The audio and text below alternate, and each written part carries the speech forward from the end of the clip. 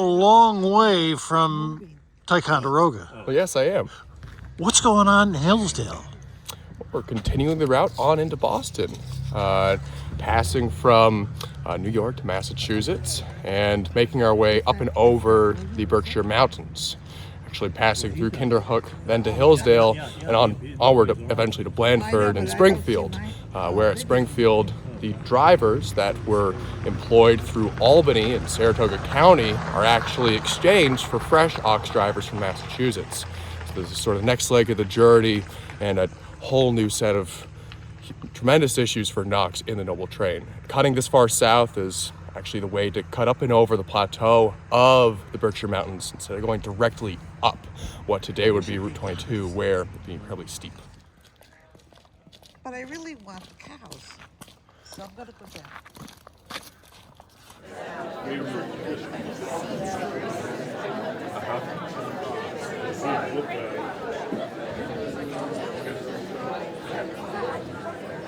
Why don't you guys fiddle with that? And I'm going to start. Hey, everybody! Welcome to Hillsdale. We're gonna wait for the microphone to be turned on, but I'm just going to yell and scream until then. What an amazing turnout! Hillsdale is at the epicenter of the start of our nation's 250th, and what an amazing thing that is. So thank you all for coming. We've got a great program for you here today. I just want to get a commitment from everybody to be back here on March 29th for Hillsdale Fire Company #1 annual Palm Sunday brunch. Who's going to show up on the 29th? Can I get a show of hands? It's the way we can support our fire department, who have been just amazing throughout this whole thing. So please come back. We are kind of in a waiting pattern for our state assembly member, Dee Dee Barrett, and State Senator Michelle Hinchy, but we're going to start, but we may do a brief interruption for those two to speak. Gosh, there's so many people to thank, and I had a list. So let me just bring it up here. I need to start off with our town historians, Lauren Letelier and Chris Atkins, who've done yeoman's work, just amazing. Morgan and Isabel from Hinchy's office, and Gunners from Dee Dee Barrett's office. Want to thank our town board. Any town board members here today? It's Bart's here, and Erwin's here, Erwin Feld, Bart Ziegler, and Nico Hernandez. I might call you guys up when the senator's here, so just be on alert. Also, our highway superintendent, Richard Briggs, and our town clerk, Ravina Ward, and deputy clerk, Emily Stalker, way in the back there. All right. Did I miss any other Hillsdale town officials? Amy Davidson from our CAC. There are probably so many. Why don't you just raise your hand if you volunteer for the town of Hillsdale? Thank you all for all the work you do throughout the year. And, oh, you just have to turn the on button on? Is it that easy? No, it can't be that easy. Testing. That's it. There you go. No. Hello? Testing. Well, I'm going to continue on because we want to get to the show. So thank you all for coming. I'm going to turn it over to Lauren, who's going to explain about an amazing opportunity back with Joyce Le Pen back there, and to introduce the re-enactors. Lauren Letelier, everyone.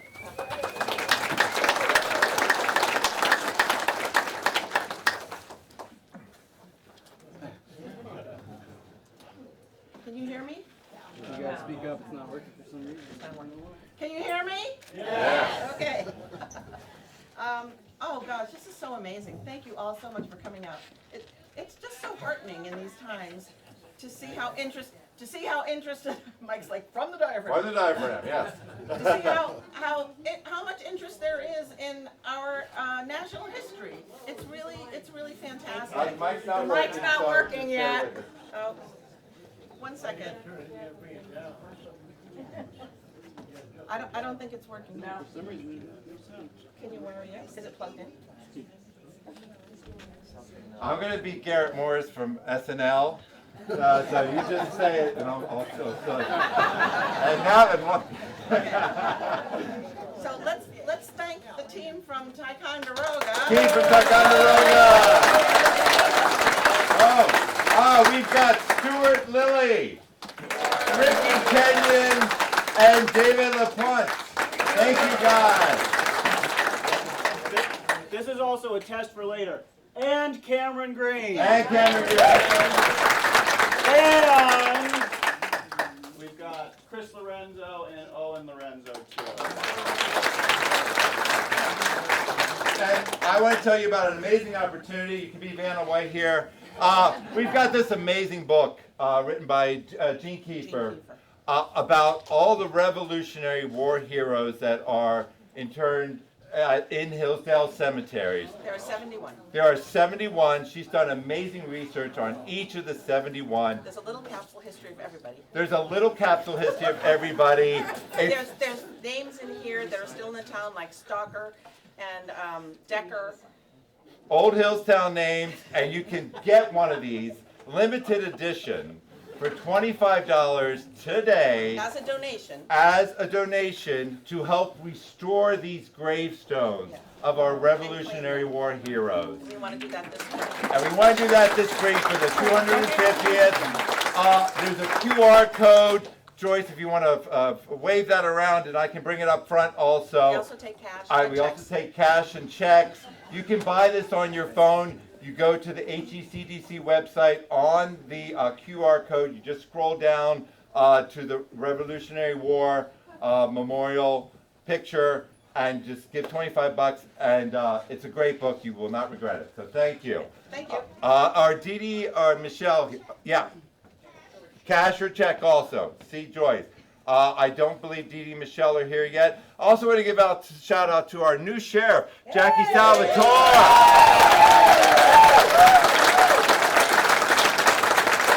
Talk about history. Yeah. Thank you for the help with parking today, and thank you for being so considering of the situation. This is an amazing turnout. So thank you. So I'm going to hand it over to you guys. Go for it. Thank you. Two orders of business. One, if you are way in the back, and I'm talking leaning against the back wall, can you hear me right now? Show me with a thumbs up. It's also a test of following directions. You nailed it. I love this. All right. I don't know about you all. I think kids are our future. So, my young friends, if you're comfortable and we're nice, I'm a dad, so I invite my young friends. I want you to be able to see things really, really well. So, you are 100% welcome to come on up, sit crisscross applesauce in front of the young at heart here, so you all can see things really, really well. Actually, we're almost all dads here. Yeah. So, feel free to come on down, my young friends. Now, the Henry Knox's Noble Train of Artillery, it would not be such a big deal without what led up to it. It's the big picture that makes it so exciting. Now, in that vein, I'll throw out a question to you all, which you all should be able to nail this. But April 19th, 1775. Why do we remember that date? It was the night before. Shots heard around the world. Shots heard around the world. So often folks talk about the American Revolution. And indeed, right up until April 19th, 1775, this was an American Revolution. This was a political struggle. And with the shots heard around the world, suddenly, this wasn't simply political. Now it's actually a war. Now, so often in history books and in popular memory, what's described with the shots heard around the world is just a whole bunch of farmers who magically appeared at Lexington Green. In reality, though, we have some VIPs here, so I'm going to stop. We're now going to take a brief commercial break for our sponsors. Just real quick, we're coming from the state line. There were a massive group of people there, so more traffic than we were thought. So I just want to introduce our representatives here. First of all, Holly Tanner, our county clerk. She's amazing. Dee Dee, Yes, Bill Better, our county, Bill Better, our county historian. Thank you so much. Can I ask Nico and Barton and Erwin to come up also? And also Rabina and Emily, if you just make your way up here real quick while I continue the introductions. In the House, we also have our Assembly member, Dee Dee Barrett. And our State Senator, Michelle Hinchy. I can't tell you what a pleasure it is to have these two representing Hillsdale. I've waxed poetic before, but I can't say it enough. Thank you, thank you, thank you.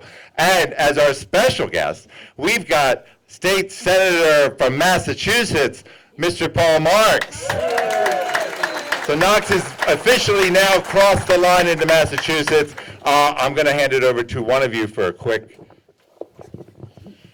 Thank you, Supervisor, and thank you all for being here to help celebrate this incredible moment in American history that we here in Hillsdale and the state of New York were involved with, along with our neighbors in Massachusetts.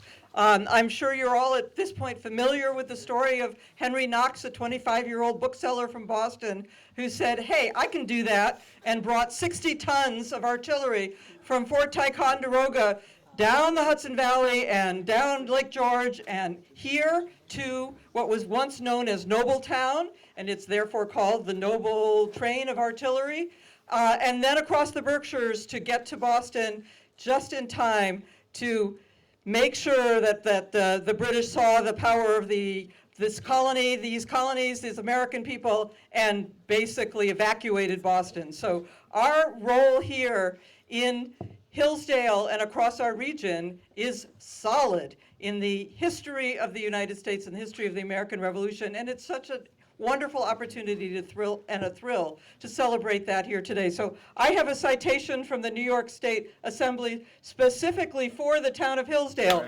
because we want... Is Richard Briggs around? Richard Briggs, come on up. Because we want you to be able to know and look back at this story and have that be part of what you share with future generations. So Mike and your colleagues, can I present this to you right here? Thank you. Okay. New York State Assembly citation to the town of Hillsdale. There's tons of whereases here, but it tells the whole story and how important it is that you and our town was part of this moment in history. So thank you all for being here to celebrate it, and congratulations to the town of Hillsdale. Thank you, thank you. You get some, you guys look good. Ready? One more. Perfect. Okay, thank you, Dee Dee. Thank you so much, Dee Dee. Thanks for stopping by, and thank you for everything you do for Hillsdale. I'm now going to pass it over to Senator Hinchy. Hi, everyone. Good morning, everyone. Good morning. This is a really incredible day to be able to kick off arguably one of the most important pieces of American history that most people don't know. We are so fortunate to live in a place in the world where we're surrounded by such rich history. And remembering our history is critical. That's what we learn from. We learn how not to repeat the bad things that have come from the past. And one of the incredible points of the Henry Knox story is that these were just ordinary people. As the assembly member said, Henry Knox was 25 years old, bookseller by trade, not a military strategist, had no formal training. He was an ordinary person who looked around and said, I need to do something. I see the bigger picture. I believe in a future that is better, not just for me, but for my fellow soon-to-be Americans. And we want to build a better life. That sense of community spirit is here clearly right now in this room, but it's something that, again, we are so fortunate to live around. And so as we move forward in this year, in 2026, in the 250th, remembering our history, hearkening back to it, and recognizing that we, the people, we individually have an important role to play in the future that we want to live. And so I'm incredibly proud. We too have a proclamation from the New York State Senate on behalf of our office. It's a little heavier.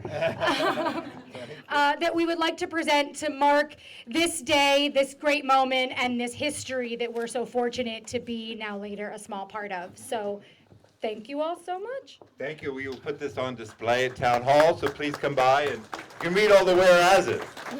We won't read it now. You're won't read it now. Thank you, Steve, for the picture. I believe you want to introduce your counterpart. I do.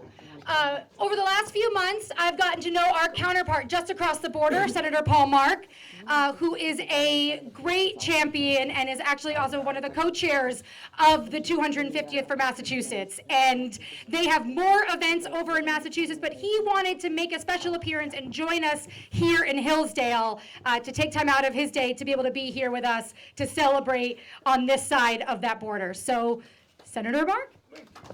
Thank you so much, Senator. A couple of months ago, I had the great opportunity to come over here and have lunch with the senator, and she's amazing. At Rojam. So she's one of the two best senators I've ever met in my life. Because I'm the other one, get it? So in Little Massachusetts, I'm just over the line in the Berkshires, and I have 57 communities. And I met Senator Hinchy. She has 56, but she has like 300-400 square miles more than me. So I really feel a kinship with you, and I'm really, really grateful to collaborate. There's a border that appears on a map like a mile or 2 miles east, but it's arbitrary. And there's not a fence, and there's not a wall, and there never should be, and there never will be. 250 years ago, people looked past an imaginary line and worked together for a common cause and for a common purpose. And I'm so honored to be here today to say that our region together, the Hudson River Valley, the Berkshires, we thrive when we collaborate, we thrive when we work together, and I think that spirit remains alive and well in both states, and I am so grateful to begin this collaboration. I've been a state rep or a state senator for 15 years. I've never met the person over the border before. And so it is so great to build this relationship because I think it's going to be more important now more than ever as we move forward into 2026 and beyond. I'm honored to be here, and thank you to all of you for everything you've done 250 years ago and today. Okay, we're going to get back to the program. Lauren wanted me to mention that there is cannon cake, which we will be cutting after the ceremony, and ice cream from Stewart's. So thank you, Stewart's in the house. Thank you. Lauren, anything else before I hand? The ice cream is Knox Cannonball Crunch. The ice cream is Knox Cannonball Crunch. Can't do better than that. All right, let's go back to the main event. All right, guys, do you want this at all? It's here if you need it. All right. That was a good break for my voice. Well, thank all of our VIPs first. Let's give a round of applause for them. So, in the run-up to Revolution, Massachusetts was incredibly well prepared. The most famous part, who's heard of Minutemen? Absolutely. Drilling on the town commons every single week. They stockpiled arms and ammunition.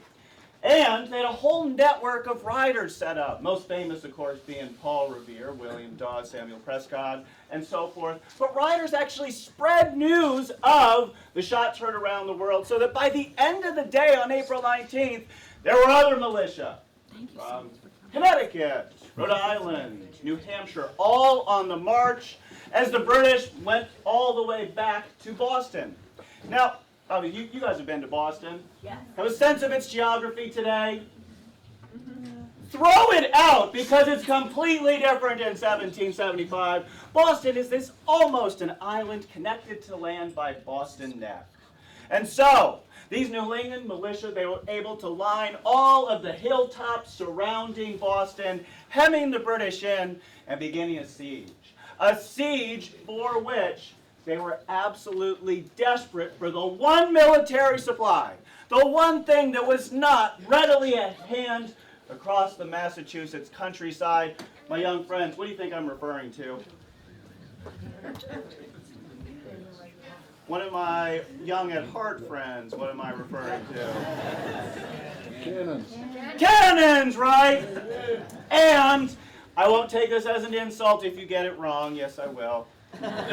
Where was a place that just might have cannons in 1775? I'm talking about Fort Ticonderoga. And if you had that idea back in 1775, you were not alone.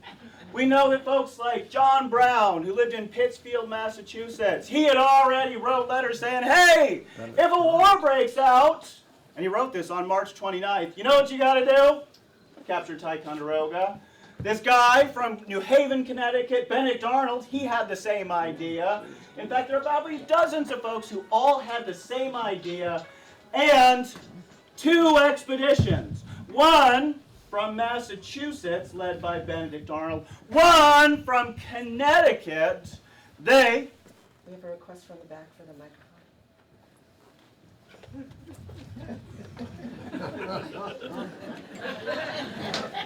That's tough but fair. Is it on? Well, since the microphone is not working at this point, Where's Nico? I think you have to turn it on. You're doing great. There it is. how's that, my friends? All right, we'll roll with this. All right, so 2 expeditions. One led by Benedict Arnold. The other one, and Vermont, they're really into him. He's cool, but only in small doses. I'm talking about Ethan Allen. They rushed through the gates of Fort Ticonderoga at 3:30 in the morning on May 10th, 1775. Now, the next day, they sent another party of Green Mountain boys on up to capture Crown Point, 15 miles to the north of Ticonderoga. This huge 1,000-man British fort burned down in 1773. There were 8 guys on duty, and you can imagine how much of a fight they put up. Now, the next day, Benedict Arnold, whose commission said, bring cannons to Boston, he actually dove right into that work. He began inventorying all of the guns that he found there. A few days later, he went on up to Crown Point and inventoried all of the cannons found there as well, and even worked with Philip Schuyler, who I'm a big fan of. Philip Schuyler down in Albany, who actually heard about the expedition and said, sounds like a great idea. I hope you guys are successful. If you need food, I got some up at my place at Saratoga. And now there's 2 forts in American hands, and you would think the next thing, the main reason for all of this, getting those cannons on the road to Boston, just like it had been planned. However, there was already a little bit of mission drift along the way. This mission drift, initially, when the New York Provincial Congress, when they heard about it, they said, oh my gosh, what did you do? And wanted the guns from Ticonderoga first moved to Fort George, at the south end of Lake George. The Continental Congress, they didn't find out until 7 days later, had not approved the expedition at all. And their first reaction was, yo, let's give Fort Ticonderoga back. This thing just got way bigger than the siege of Boston, which we could think we can manage. Yet things changed over that summer. And what first was a defensive action, building up American forces on Lake Champlain, a part of that defensive action became invading Canada to ensure defensively that there would be no invasion from the north. And I have to say, your region right here, I guarantee some of those Revolutionary War soldiers were part of the 2nd New York Regiment, known as the Big Albany Regiment. You would have passed right through Ticonderoga, being part of this expedition. One of America's great unsung success stories is through the fall of 1775. They successfully captured first Fort Chambly along the Richelieu River, then just a little bit upstream, Fort Saint-Jean. And from both of these forts, the Americans captured artillery and sent them all the way back up the lake to Ticonderoga, where Philip Schuyler sent his headquarters. Now, this meant that by the end of the fall, there's all of these cannons stockpiled at Ticonderoga. Now, for you all, what makes cannons so powerful? What's so great about them? The bullets! I really like that. Now, hold that thought for just a minute. You guys know all the parts of a cannon, right? Yeah! Well, let's put that to a test here. Now, we're going to tip this one up on end. See if we can maybe put it onto the sled there down the center aisle. All right.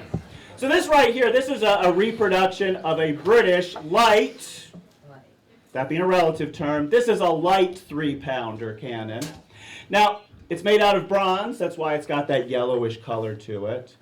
And even though it's a particular pattern, it has the same parts as any other cannon. Now, when we say cannon, we're actually referring just to this tube part. Once it's onto a carriage, you know, the wheelie thing, then we call it an artillery piece, and we can actually fire it. Now, within the cannon, there's the hole that runs all the way from the front, what we call the muzzle, all the way onto the back of the cannon, which we call the breech. Now, you can see how much the cannon tapers here. The thickest part of the cannon, far and away, is the breech. Now, my friends out there, why is the breech the thickest part?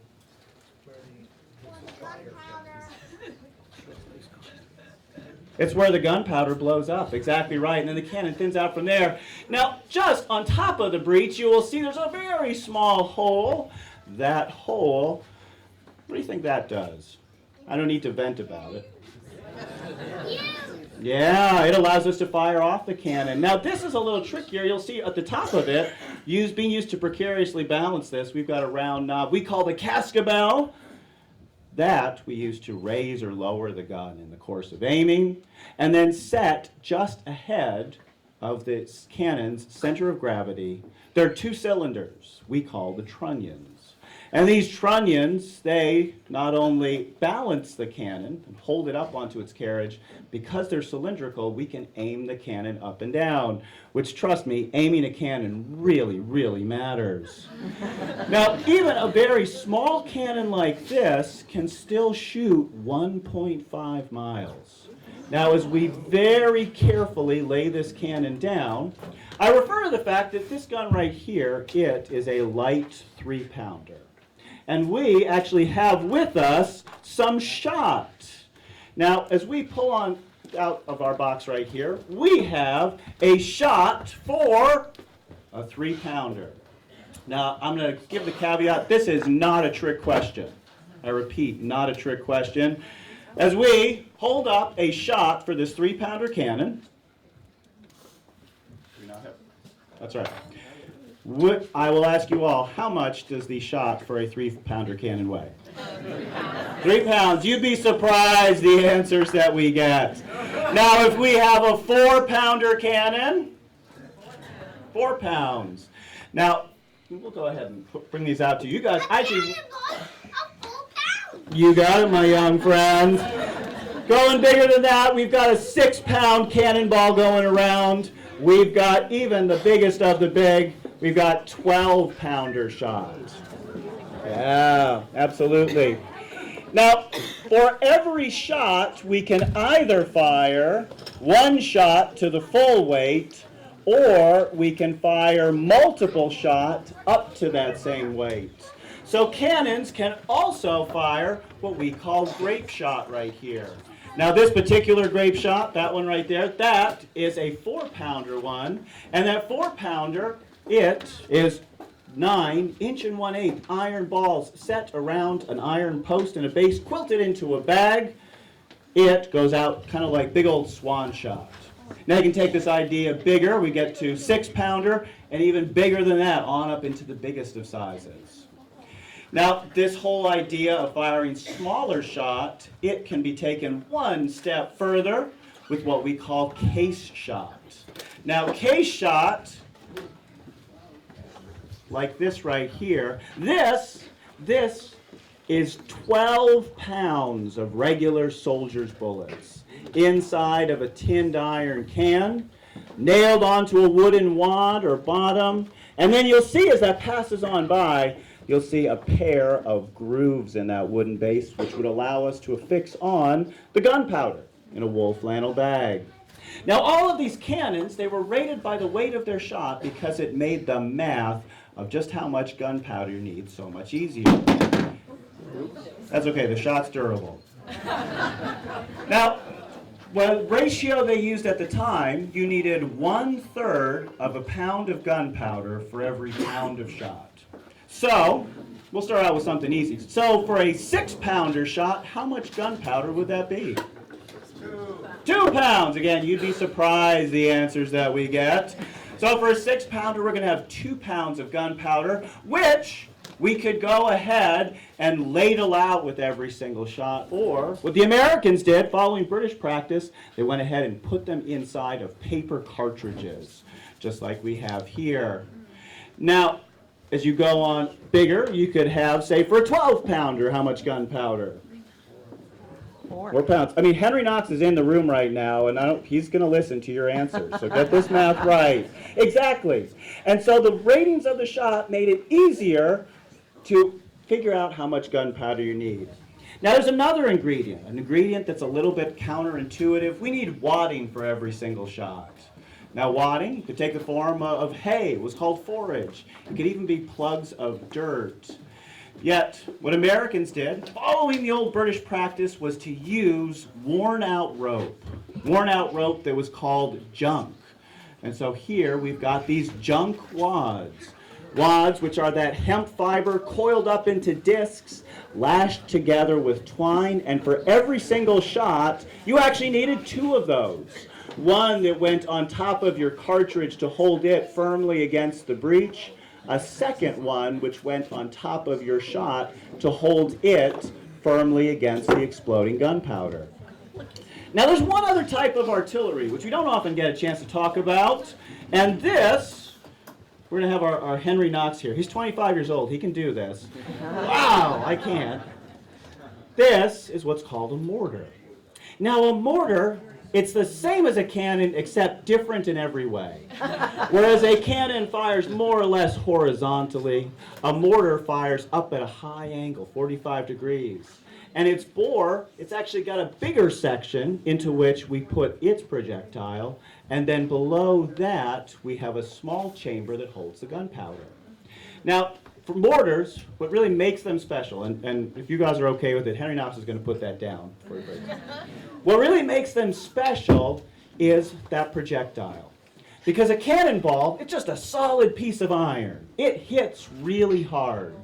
But what a mortar bomb can do, you'll see, has a little wooden fuse in it. And this wooden fuse has within it a ground up mixture of gunpowder and saltpeter.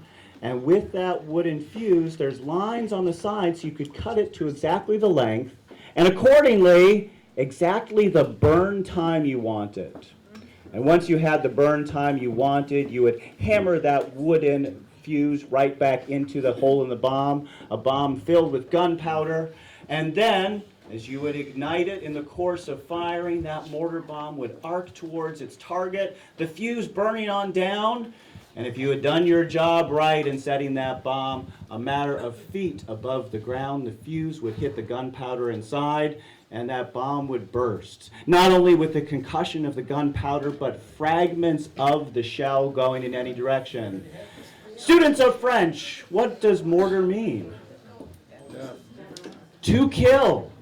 That is the origin of the name of the mortar. That's its job. Now, all of this artillery stockpiled at Ticonderoga, now with guns captured, suddenly the invasion of Canada has gone extremely well, and the siege of Boston lingered on. And it was into this. Henry Knox, and yes, this is Fort Ticonderoga's own Henry Knox right here.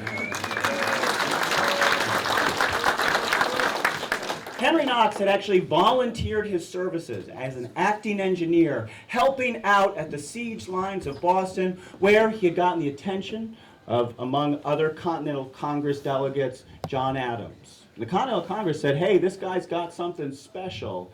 And so they sent him to Washington. Now, this guy, he's an ordinary guy. I would not argue otherwise. The Continental Congress said, you know, we will give you a lieutenant colonel's commission as an engineer. Knox, how do you feel about that? Not good enough. Not good enough. And so he held out for something special, and in the meantime, George Washington, Commander-in-Chief of the Army since the end of June, George Washington brought him into his headquarters at Cambridge and said, "Hey, I got a big project for you. Henry Knox, I need you to go ahead and first survey our entire artillery park here in the siege line. See what we're missing. Then from there, you're going to go to New York City, and you're going to meet with the various foundries there to see what can be produced for the Army, and then you are going to ride heck for leather all the way on up to Ticonderoga." And he did this.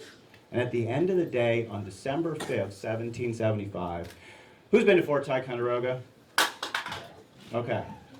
Picture this, you know that immortal stone arch? At the end of the day, on December 5th, he went right through that arch. And there, he found arrayed before him all of these cannons stockpiled under the orders of Philip Schuyler, ready to go. And he had to pick through it based on his survey of the artillery back at the camp at Cambridge. Now, over the next 4 days, working with the guard at Fort Ticonderoga, as well as a lot of local farmers in the surrounding community, he picked through exactly what he wanted, loaded them initially onto carts and wagons, brought them on up to the level of Lake George, and there loaded them up onto 3 boats. Actually, no, the 3 boats he used. One, a scow, it's a pretty good boat. One, a bateau, big flat-bottomed vessel, and the third, a petty auger. And at the end of the day, on December 9th, he sailed with the first load of artillery all the way on up Lake George. He landed. There were some hiccups along the way. He landed, sent the boats back for the next load, and then there prepared for the rest of his journey. Now, this may be a foregone conclusion. You all probably know this already. But as he waited there at the south end of Lake George, of course, winter descending upon him, the lake just about to freeze over, just enough of a skim that they could still plow through it. The roads, and he'd already noticed this, were going to be very rutted up, which would make wheeled vehicle transport difficult. So there, as he mused at the south end of Lake George, what did he decide he would have to use? Sleds, exactly right. Now, with that, he sent out a letter to a fellow named George Palmer of Stillwater, New York, and said, "Hey, round up as many teams of horses and oxen as you can. Have them bring their sleds, the same sleds they use for farming, the same sleds they use for logging. Send them to me here at the south end of Lake George." And he began to, as these sleds arrived, to load them on up. Now, I want my young friends. I need 4 young friend volunteers. We are going to go ahead and load up our cannon right here. All right, come on. Stand up. Stand and deliver. All right. Now, these cannons, of course, this is a light 3-pounder. This gun right here, designed by the British to be carried, if needed, by 2 men. So it only weighs 200 pounds. For the majority of what Henry Knox wanted to take to Boston, 34 cannons in all, these guns started at 1,000 pounds and went all the way on up to 5,000 pounds. With the bigger guns, like French iron 18-pounders, English bronze 24-pounders. Now, with that said, this is extremely doable. We're going to get our audience participation here.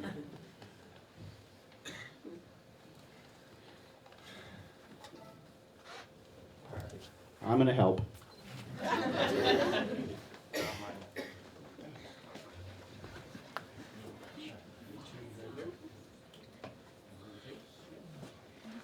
Two other volunteers. Yeah, you'll come over here, buddy.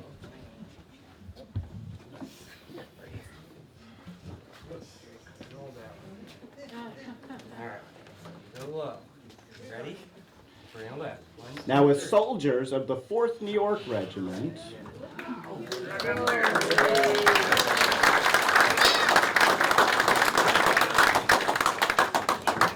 Henry Knox loaded these cannons onto these sleds as they arrived, sending them on their way. Now, there's a little bit of a problem and a little bit of Knox's own autodidactic insight into this. Right now, we've got the vent of this cannon upwards, which seems fine. But what could happen over this 300-mile journey to Boston? Water, rust. well, water will get inside of there, and one has to imagine, as someone who's personally experienced the challenge of trying to thaw out a cannon filled with ice, you do not want to have that happen. And so the easiest way, and indeed Knox's humble genius, was to do what simple thing to prevent moisture from going down through the vent? Flip it over. Exactly right. And so he flipped it right on over, having orders for all of these cannons to be mounted onto their sleds with the vent aimed down. Now from here, of course, yes, indeed, the cannon could slide off, which meant that Henry Knox, he ordered up from Philip Schuyler, he wanted 300 fathoms of, 500 fathoms of 3-inch diameter rope to hold these cannons down. We have yet to find 3-inch diameter hemp rope. That's not something that's produced anymore. This is merely 1.25 inches, so imagine the size of this. And also imagine that a fathom is 6 feet, so that's 3,000 feet of this rope. Now, if we can get some of our young friends, go ahead and help Mr. Cam there. We're going to go ahead and lash this cannon on down. Now, as these cannons headed off from the south end of Lake George, the first thing Henry Knox had to deal with was actually lack of snow. He was in the midst of a thaw. As it did finally snow, these cannons, they made their way on the east side of the Hudson River, all the way down past Fort Edward, continuing onwards south along their route all the way to Old Saratoga, what we call Schuylerville today. Now there, when Henry Knox arrived at Schuylerville, it's mild weather had done its effect of leaving the Hudson River still free of ice, free enough that a ferry was still running. And so sled by sled, team of horses, team of oxen by team of oxen, they crossed over to the west side of the Hudson River. There on the west side, they continued along the post road, going through town after town in New York, finally making their way towards the Mohawk River. Now there, when Henry Knox, and he had actually ridden on ahead, finally with some deep snow, in fact at one point the horse he rode gave up. He left the horse in the snow and walked on foot to the next house to pick up another horse.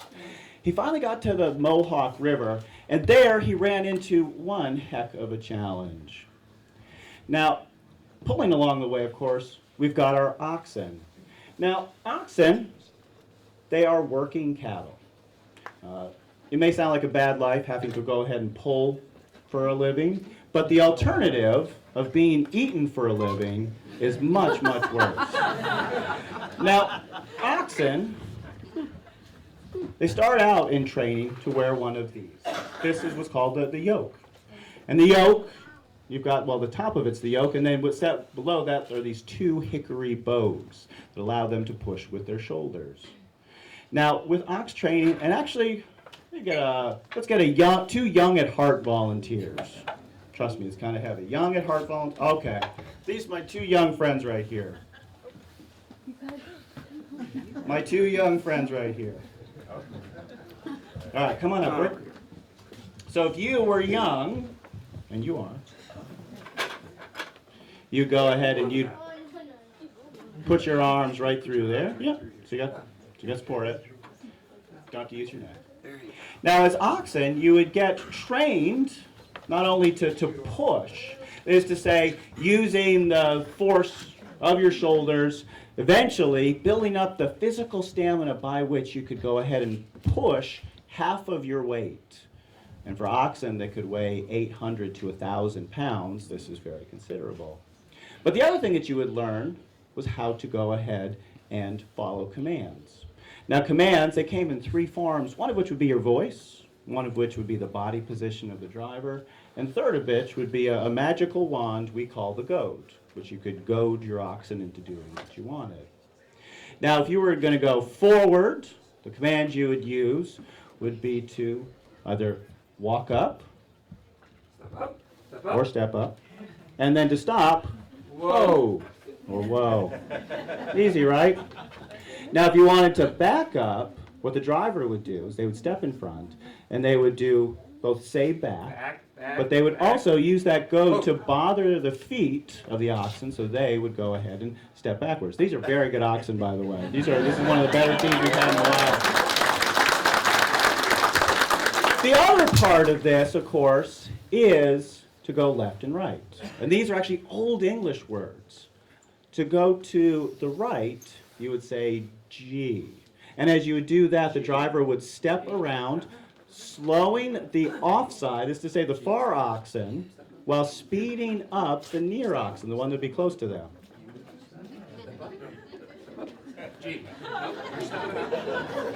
This is more often how it goes. There we go, there we go.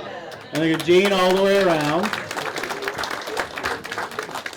And we'll get our ha's in the moment because the next is going to be to go to the left. And to the left, the word is ha. And for that, our offside ox is going to speed up.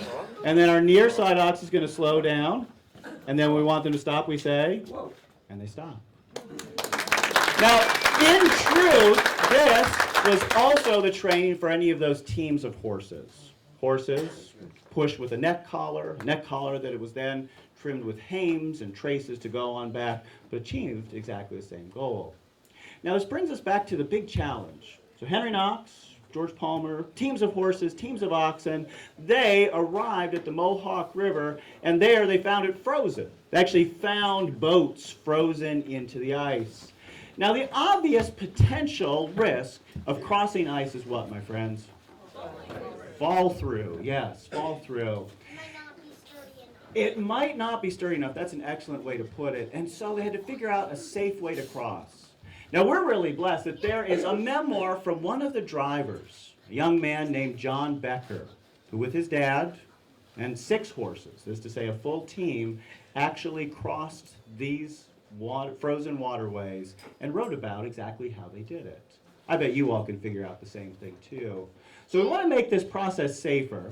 In that vein, how can we do it? We got to cross the ice. There's no way around it. The good citizens of Albany, they were actually kind enough to, along the Hudson River, they went ahead and actually drilled holes into the ice so water would come on up, flood the snow, and hopefully harden the ice as well. But the fundamental challenge is there. So I'd ask you all, how are we going to make this process safer?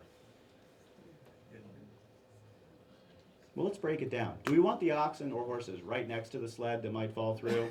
No. No. So we've got to take it far away. Oxen, are you up for another mission? All right. Now, normally our oxen, they would be chained right up to this sled. Come on. Yeah, walk up. So we're going to go ahead and take our oxen far from the sled. And thankfully, we've got this aisle here, which is perfectly set for it. We're going to go all the way down. Normally, they'd be chained to the tongue on the front of this sled, and yet, with them so far away, we'll have to use a different approach.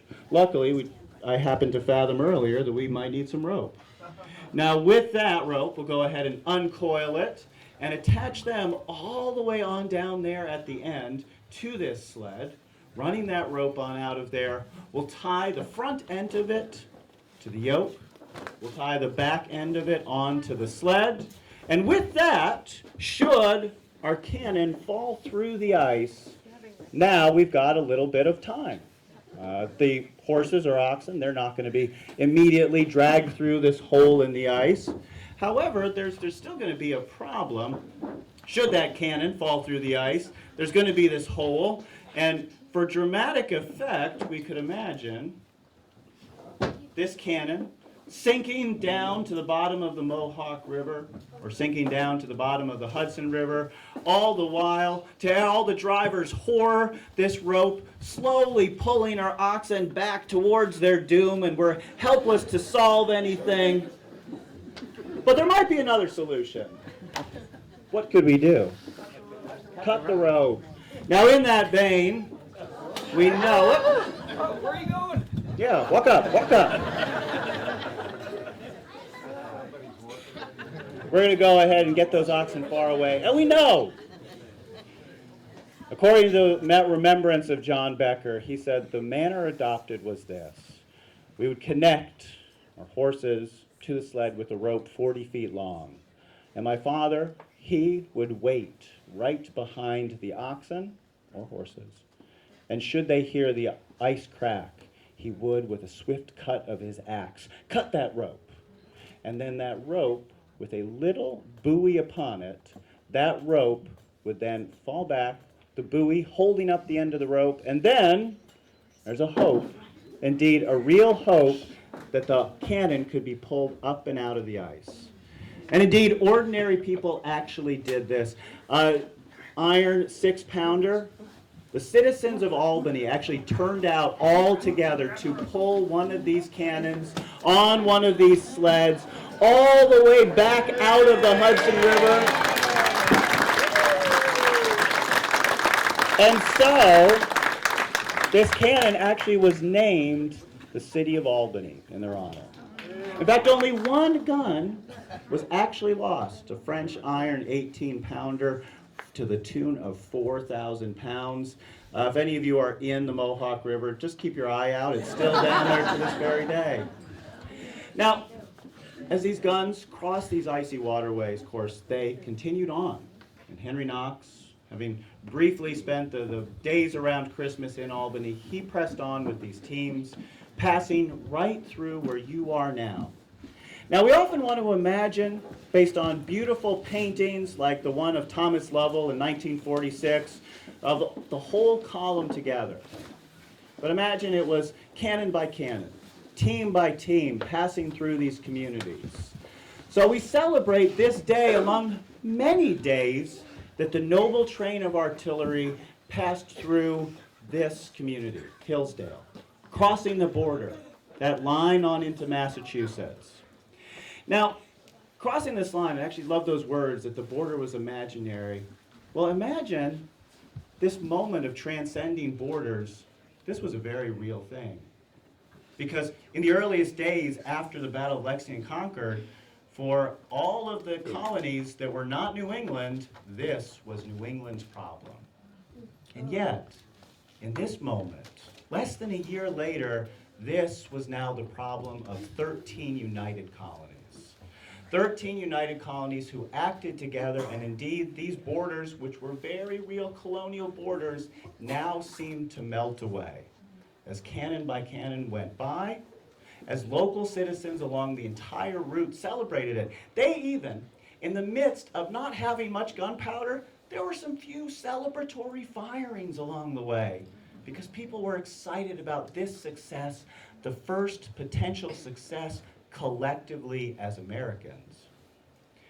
Now, this moment, which we celebrate today, the 250th, is one of many days along this story of our nation's independence.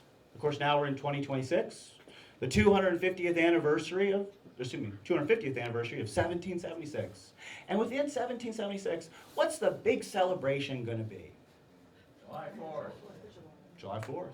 July 4th, 1776. Of course, famous for the fact that the Continental Congress, they released the Declaration of Independence to the public.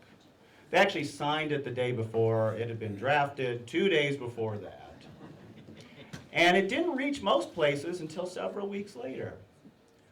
Now, this, the Declaration of Independence, is what we will celebrate nationally, but consider, right now, 250 years ago, a full 6 months prior to that, would you say we're on the road to independence?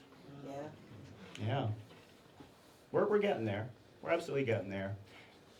Indeed, when the Declaration of Independence reached places like Ticonderoga or other places that New York soldiers from communities just like this served, it was met with a mix of feedback. Some folks said, whoa, whoa, whoa, this isn't what we signed up for. Folks said, finally, we are now a nation among the peoples of the world. But a private soldier, he actually left his remarks and he said, when the Declaration of Independence was read out to us, we didn't give it much notice, as we already knew what we were fighting for, and it made little difference in what we had to do. Does anyone know when the Revolutionary War actually ended? 1783. Yeah, and actually April 19th, 1783. Same day as that. Very consciously, the exact same day that the war began. And I would say, for those soldiers and those farmers who had to move these guns, is it the Declaration of Independence that made us free? No. Not until 1783. Not until this document, which famous, hallowed, if you haven't seen it at the National Archives, it's incredible. That's not that piece of paper. It's not those signatures. Indeed, it is the signatures of all of the soldiers, all of the farmers, who with their sweat and their blood, in their own way, signed it, that we enjoy what it to mean today. And so it's because of that, that even though it's not July 4th, 2026, I say right now, what we are doing for the 250th anniversary of this, one of many days in the 8 years of a Revolutionary War, this moment right here in this town is just as important. Because it took all of the days in those 8 years for this nation to be forged.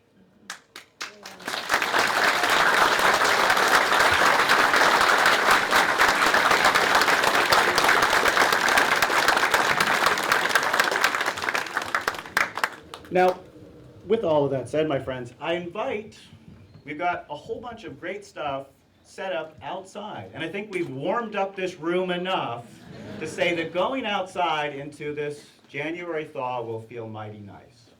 There, got a chance to check out some actual oxen.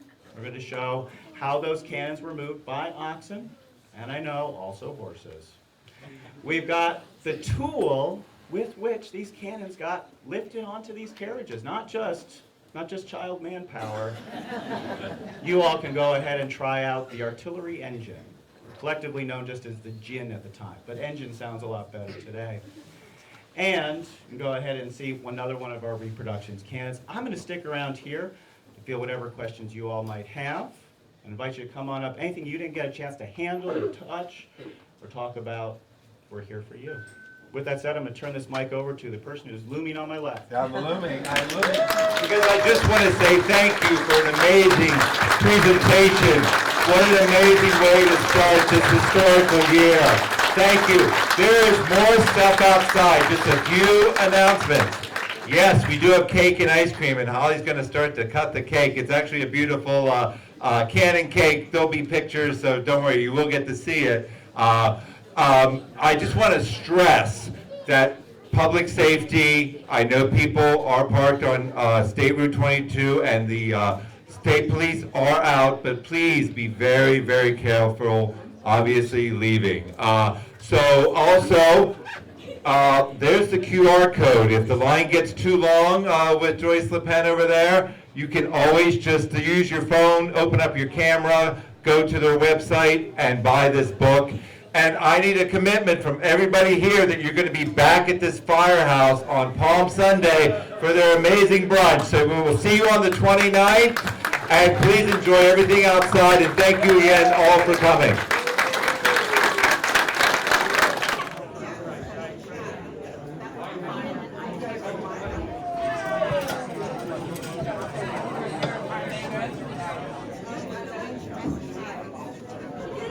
So happy to be here in Hillsdale, we're finalizing our Henry Knox celebration as he's now made his way into Massachusetts and is continuing on to Boston. But only the beginning of Columbia County's 250th celebrations, focusing on our main event, which will be on Flag Day, Saturday, June 13th in the city of Hudson.